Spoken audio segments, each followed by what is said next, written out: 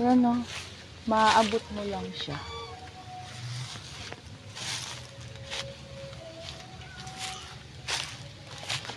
Dito. Mga ano.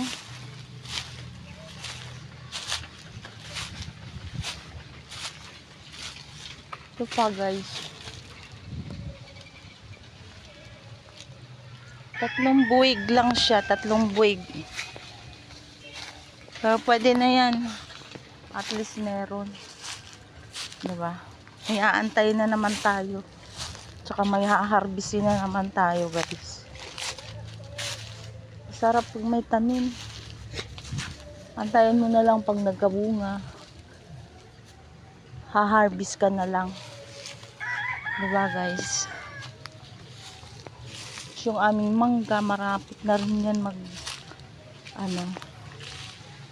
yung engine namin, may bulaklak na. Ayan eh. Ang init. Napakainit. Naglakad-lakad ako sa mainit, naghawan-hawan. Guys, thank you for watching.